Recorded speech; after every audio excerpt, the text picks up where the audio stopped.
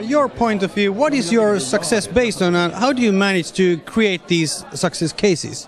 We always try to do something new, even if there is something in a project that we don't think is new. We try to tweak it and twist it and then up it and amend it, so there is something that the user hasn't seen before. Hard work and striving to make it work, even if it's a crazy idea, to really give that extra % to make it work, to add something, even though if it's a simple TVC or what may ever it be. I mean, to add something new. I think with that you make better stuff along the way. How difficult or easy is to your customers that you have a crazy idea and okay, this is the way you should do it? Yeah.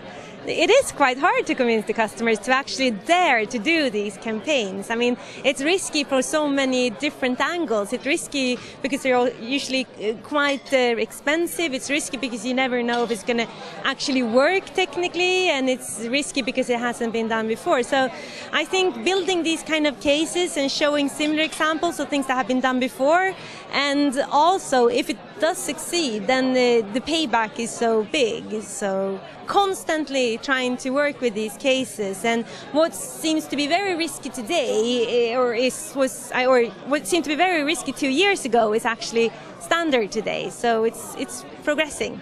How do you take account the differences between media tools when planning a campaign? We only work with digital medias. That's kind of our arena. But we do recommend platforms, and we also look into which language things are going to be done. And if it's going to be done for mobile, we can't do it in Flash, for example. So it all depends on who's the target group and who's actually going to be looking at this. And for the viewers or for the actual consumers, it's not hard. Because if you do something that's good enough, then they will come automatically, and then it will spread automatically. It's difficult to convince the buyers behind it, but for the actual consumers, not at all. I mean, people love these campaigns and they love to experience these kind of things and to experiment with these campaigns. So that usually spreads very quickly.